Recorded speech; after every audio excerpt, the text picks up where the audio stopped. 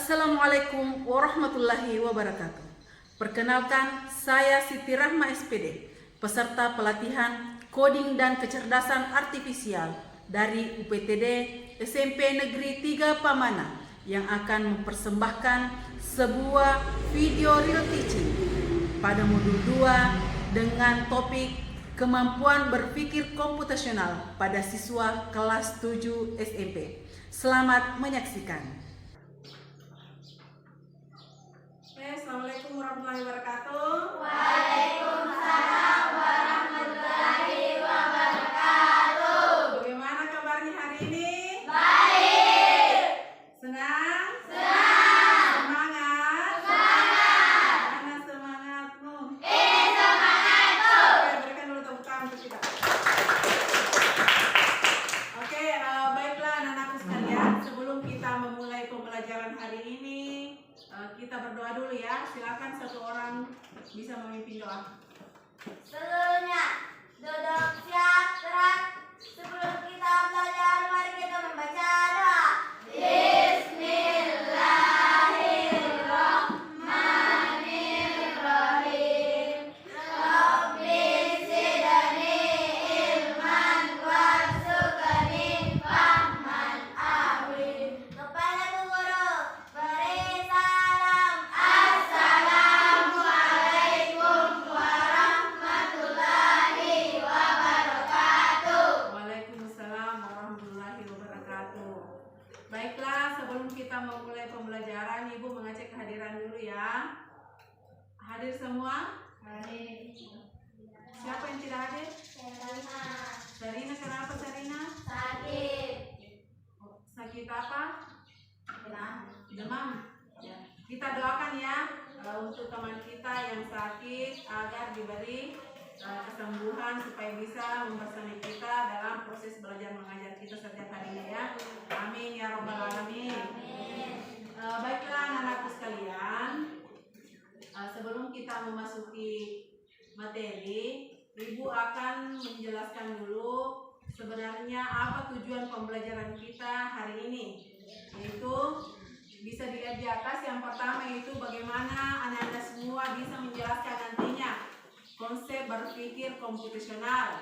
Kemudian yang kedua, bagaimana Anda bisa mengidentifikasi prinsip-prinsip berpikir komputasional. Kemudian yang ketiga adalah bagaimana kalian bisa menerapkan prinsip berpikir komputasional itu dalam kehidupan sehari-hari. Nah, sebenarnya materi, apa sih manfaat mempelajari materi berpikir komputasional ini dalam kehidupan sehari-hari? Nanti insya Allah akan kita pelajari.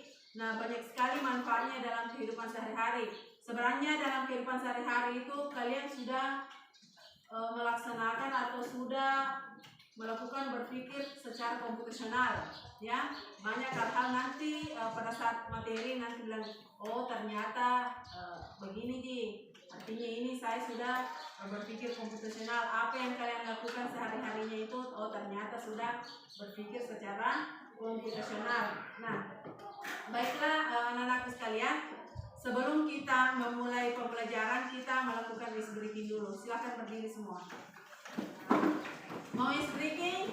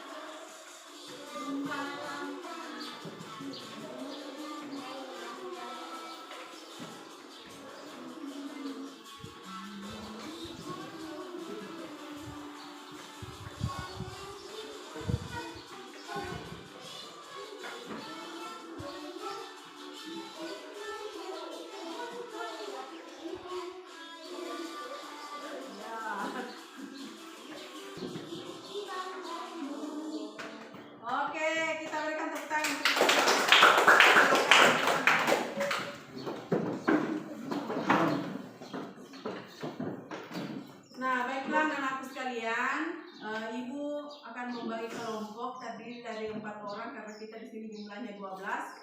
Tapi kalian sudah duduk sesuai dengan kelompoknya ya. Jadi sudah ada kelompok masing-masing. Baiklah.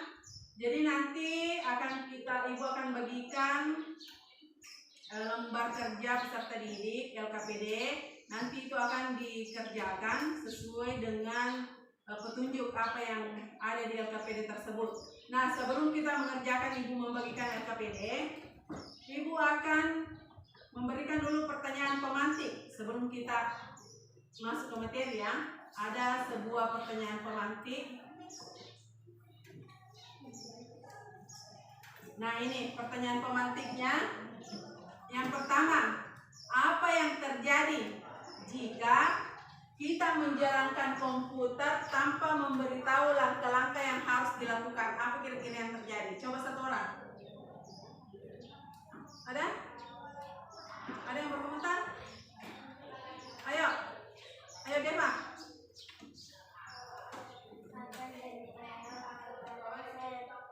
Jadi komputernya akan jadi error atau reset karena sembarang yang dipencet ya.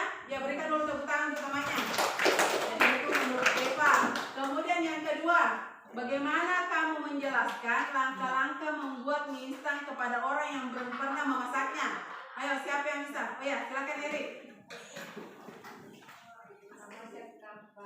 Lalu masukkan mie dan air, lalu direbus 30 menit. Lalu siapkan mangkok, masukkan bumbu ke dalam mangkok, lalu bakar mie ke dalam mangkok, lalu siap digunakan. Oke, luar biasa. Berikan tepuk tangan. Masih ada kan di sini yang tidak tahu masak mie? Masih ada? Hah? Pintar semua bagi masak mie? Itu, sedangkan Bang Erik ini laki-laki ternyata dia sudah pasti membuat langkah-langkah cara membuat mie instan ya. Kayaknya Erik sering baca itu petunjuknya sering juga baca itu di pembungkusnya Indomie. Oh, sering. Ayo, bicara sini Erik ini luar biasa. Yang lain ada yang sering baca? Oh iya, tahu, sering semua. Sekarang nomor 3. Mengapa urutan langkah dalam menyelesaikan suatu masalah sangat penting? Apa yang terjadi jika melakukannya secara acak? Coba nih, karena itu tadi yang ini langkah-langkah yang sudah dijelaskan Erik itu kan secara berurutan ya. Coba kalau misalnya Indominya tidak disiram dulu, dimakan dulu mie-nya, baru minum air panas, baru dituang bumbunya, kira-kira sama tidak? Nah, pertanyaannya, mengapa urutan langkah dalam menyelesaikan suatu masalah ini sangat penting? Apa yang terjadi jika dilakukan secara acak? Mari kita dioloi minta. Nah, pemilu kau helah. Apa yang terjadi? Coba satu orang. Oh ya? Ya, begini.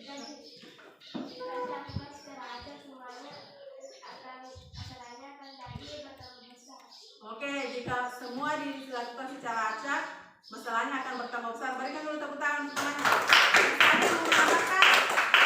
Masih ada?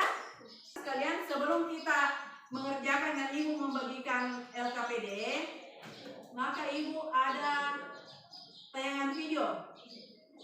Tayangan video yang akan kita lihat bagaimana sebenarnya itu berpikir komputasional dalam kehidupan sehari-hari. Bisa disimak ya.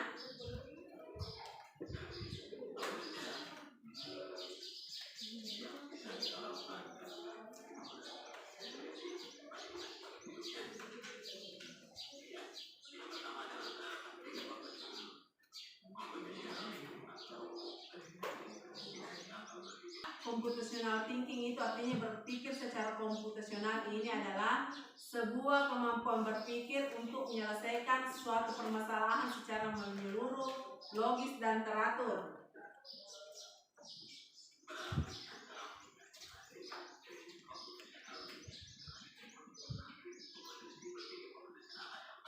Ini ada tahapan fondasi berpikirnya, ada 4.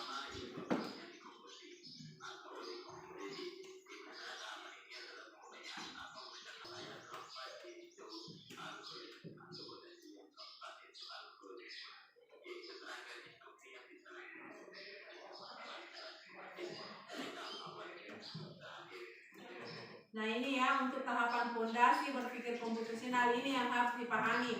Ada 4 tahapan. Jadi nanti menyelesaikan masalah yang ada di LKPD itu ini ada 4 tahapan.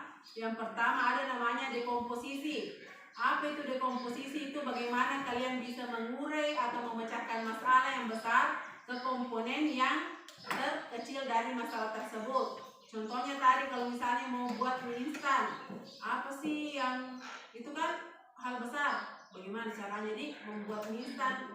Kalau tidak ditahu kan tidak ditahu. Nah, bagaimana caranya untuk menyelesaikan itu? Ada namanya dekomposisi. Apa itu yang dilakukan kalau di dekomposisi itu? Apa-apa yang dibutuhkan itu dulu yang harus dipikirkan. Oh, kalau mau membuat mie instan apa-apa yang dibutuhkan dulu? Oh, butuh panci, butuh air, butuh mie, butuh mangkok, ya, butuh sendok. Nah, itu semua itu namanya dekomposisi. Untuk memecahkan masalah membuat mie instan ini harus membutuhkan hal-hal bahan-bahan ini. Ada sendoknya, ada mangkoknya, karena kalau membuat mie tidak ada mangkoknya susah juga kalau membuat mie tidak ada airnya juga susah. Makanya itu untuk menyelesaikan masalah itu harus mengurai dulu ke komponen-komponen terkecil. Itu namanya dekomposisi. Kemudian yang kedua, apa tahapan kedua? Yang kedua itu pengenalan pola, menentukan pola komponen-komponen terkecil masalah tersebut. Kalau misalnya, biasanya kalau misalnya kita masak satu mie, berapa airnya? Jangan sampai mau kita masak satu mie, kita ambil air 1 ember, ya kita masak air 1 ember, itu terlalu banyak ya. Itu namanya pengenalan pola. Biasanya kalau saya masak satu mie, airnya cukup misalnya 1 gelas. Itu ya pengenalan. Kalau 2 mie keempat itu adalah algoritma. Algoritma itu seperti apa? Yaitu serangkaian instruksi yang dijalankan untuk menyelesaikan masalah secara sistematis dari tahap awal hingga akhir. Nah, algoritma ini langkah-langkahnya untuk memasak mie. Seperti tadi Erik katakan bahwa siapkan pancinya, kemudian rebus airnya selama berapa menit Erik tadi? 30 menit sampai mendidih, kemudian masukkan mie-nya, siapkan mangkok, tuang bumbunya. Setelah itu masukkan mie yang sudah direbus ke dalam mangkok, baru siap dihidangkan. Itu namanya algoritma langkah-langkahnya. Oke, paham? Sampai di sini yang bertanya? Tidak. Nah, sekarang kita bisa melihat lanjut. Baiklah anak-anakku sekalian, Ibu akan membagikan LKPD yang akan kita lakukan, yang kita kerjakan secara kelompok. Silakan melakukan diskusi ya. Silakan berdiskusi dengan teman kelompoknya. Ini ada beberapa pertanyaan. Kemudian silakan kerjakan sesuai dengan instruksi yang ada di LKPD-nya.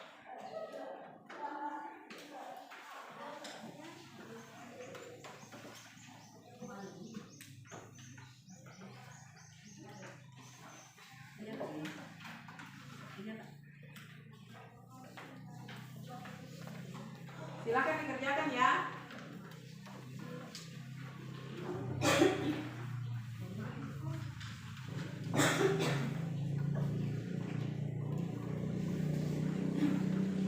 Ya, kalau ada yang mau bertanya, mau ditanyakan silakan bertanya. Nanti kalau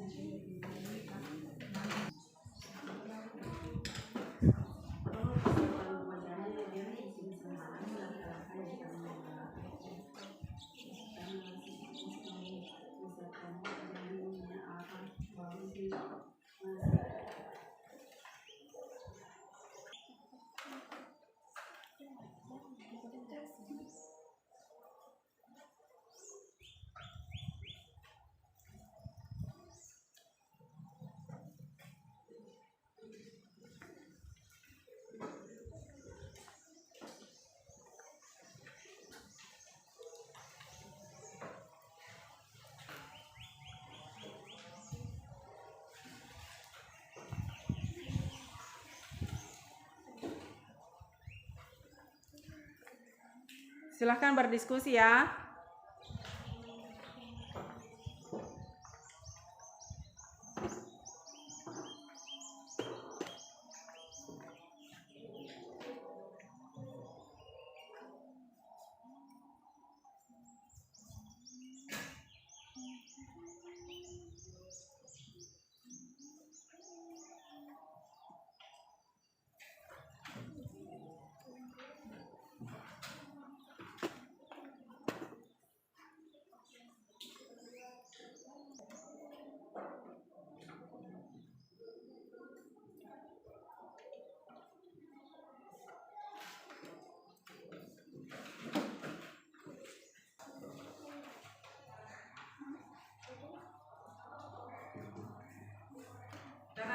selesaikan, kita persentasekan hasilnya ya.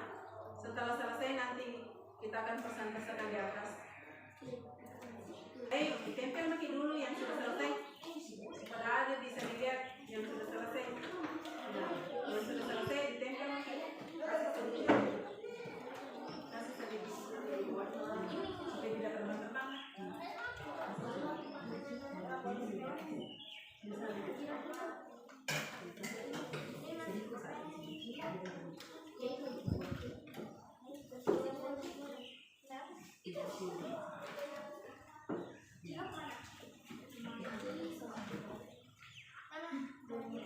Bisa ditempel sini.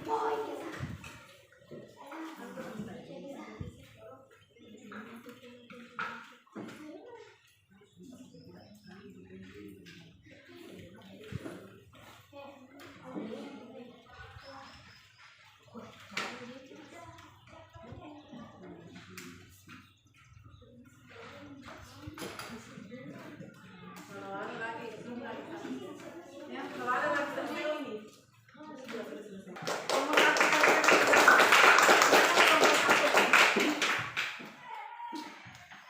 Bentar, saya ambil.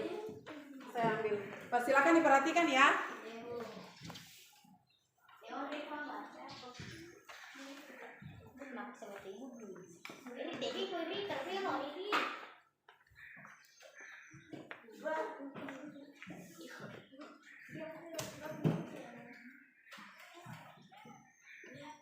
Oke, silakan. Assalamualaikum warahmatullahi wabarakatuh. Waalaikumsalam warahmatullahi wabarakatuh. Kami dari kelompok 1 mempersembahkan kerjasama kami. Perkenalkan, saya Nur Aisyah Ramadhani.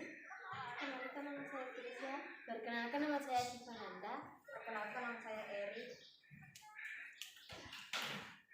Jadwal harian: 1. Bangun pagi. 2. Membereskan tempat tidur. 3. Mandi. 4. Sholat. 5. Sarapan. 6. Pergi ke sekolah. 7. Belajar di sekolah. Oke, silakan. Assalamualaikum warahmatullahi wabarakatuh. Waalaikumsalam warahmatullahi wabarakatuh. Kami dari kelompok 2 akan mempresentasikan diskusi kami. Perkenalkan, nama saya Aljulis Chandri Farahmadani dan di samping kanan saya. Perkenalkan, nama saya Muhammad Kaisar. Perkenalkan, nama saya Aulia. Perkenalkan, nama saya Tina.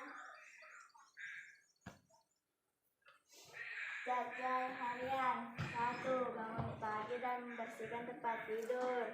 2. Mandi. 3. Sholat duha. 4. Sarapan. 5. Berangkat ke sekolah dan belajar. 6. Pulang dan... Tangan untuk kelompok 1. Ya, silakan.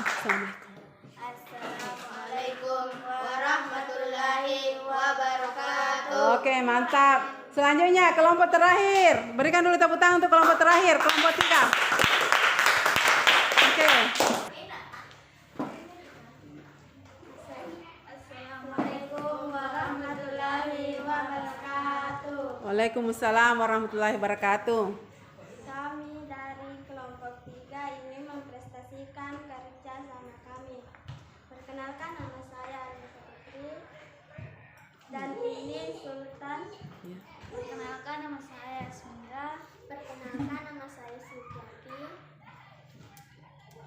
Jadwal harian: bangun pagi. 2. Membersihkan tempat tidur. 3. Sholat subuh. 4. Mandi. 5. Sarapan pagi. 6. Pergi ke sekolah. 7. Belajar. 8. Makan siang. 9. Istirahat lebih awal.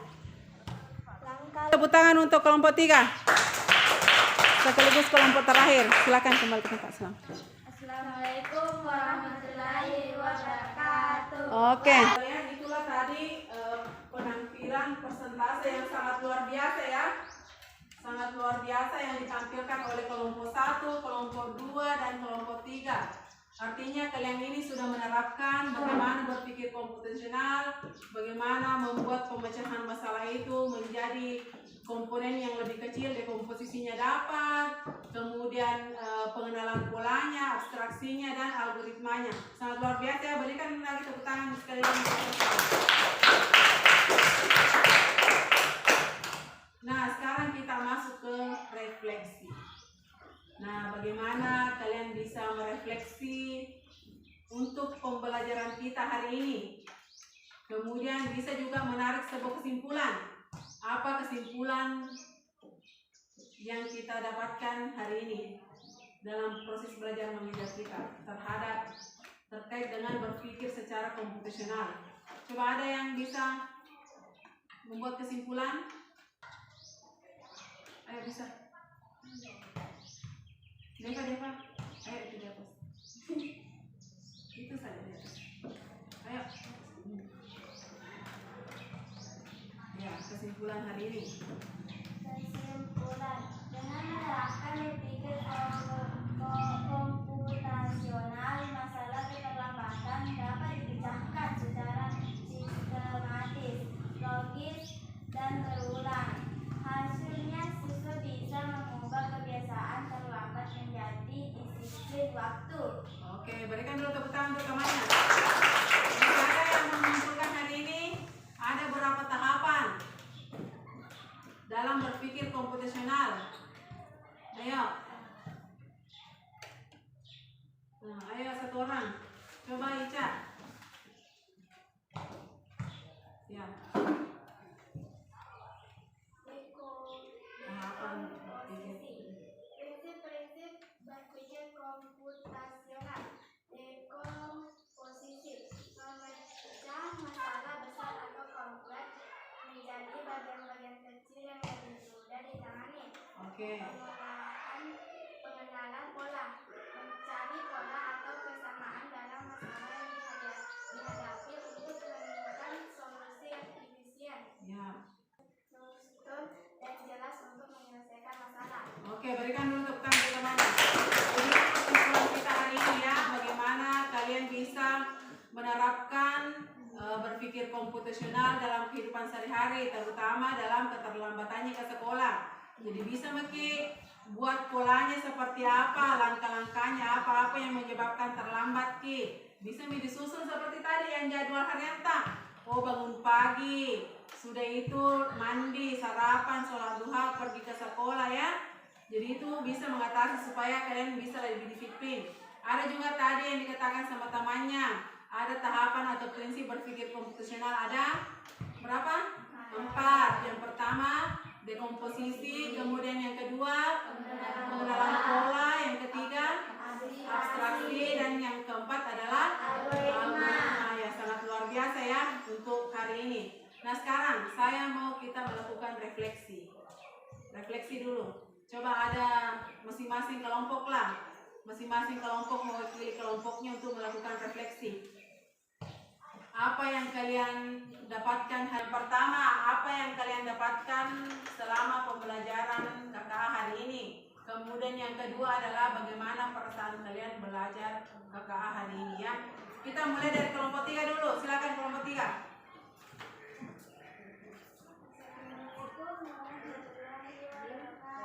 Waalaikumsalam warahmatullahi wabarakatuh.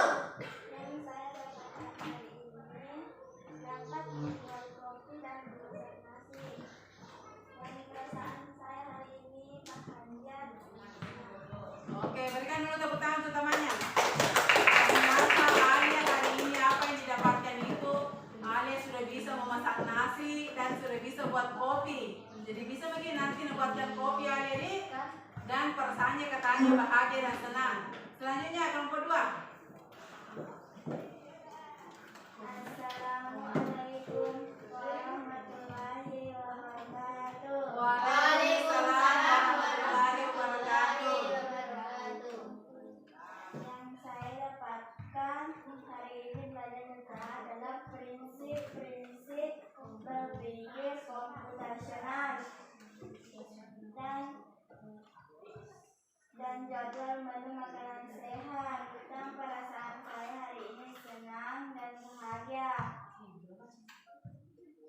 Masih ada? Oke, berikan dulu tepuk tangan untuk namanya. Ternyata kalau dari Eva itu mewakili kelompok 2 yang dia dapatkan adalah bagaimana prinsip-prinsip dalam berpikir komputasional. Ada berapa? 4. Ada 4. Yang pertama apa tadi? Dekomposisi, baru mendalam pola, abstraksi, dan oke, sangat luar biasa ya. Selanjutnya kelompok kelompok terakhir, kelompok 1. Ayo, silakan. Ya, sekarang suratan. Assalamualaikum warahmatullahi wabarakatuh.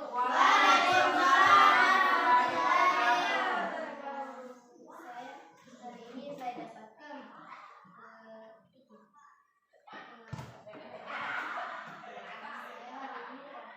dapat mengetahui deskripsi pemikiran komputasional.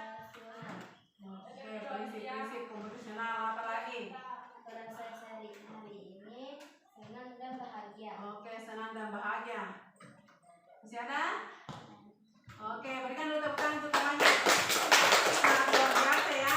Ternyata rata-rata semua peserta didik hari ini bisa mengetahui prinsip-prinsip berpikir komputasional ya, yaitu ada 4. Kemudian semoga nanti bisa diterapkan dalam kehidupan sehari-hari. Jadi sehingga nanti tidak ada yang terlambat datang ke sekolah. Pokoknya semua jadwal makanan sehatnya tersusun rapi. Kemudian jadwal belajarnya, jadwal jam tidurnya. Oke, jadi baiklah anak-anakku sekalian. Untuk selanjutnya itu terkait dengan asesmen, nanti Ibu akan ini bagikan linknya, bisa bekerja untuk asesmennya terkait dengan berpikir komputasional. Selanjutnya terkait dengan materi yang akan kita pelajari minggu depan, silahkan pelajari ya buku yang ada, kemudian bisa juga cari melalui internet ya.